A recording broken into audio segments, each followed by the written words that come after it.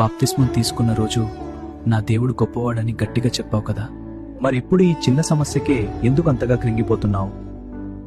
రాత్రంతా నిద్ర లేకుండా రేపు ఏమవుతుందో అని భయపడుతున్నావంటే నీ దేవుని కంటే నీ సమస్య నీకు పెద్దదిగా కనిపిస్తోందా?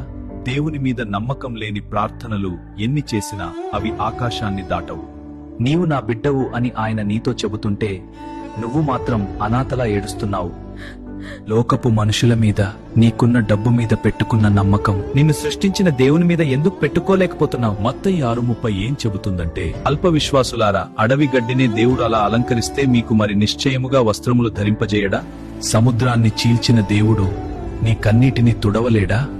ఆయన మీద ఆనుకో, అదే నీకు అసలైన విజయం. ఈ రోజైనా నీ ఆందోళనలన్నీ ఆయన పాదాల దగ్గర పెట్టి ఏడుస్తూ అడుగు, ప్రభువా, నా అపనమ్మకాన్ని క్షమించు, నేను నిన్ను పూర్ణ హృదయంతో నమ్మేలా చెయ్యి అని ప్రార్థించు. భయాన్ని వదిలే, నీ వెనుక విశ్వాసానికి కర్తైన యేసు ఉన్నారని గుర్తుంచుకో. ఆయన హస్తం నీ మీద ఉంది, ఇక భయం ఎందుకు?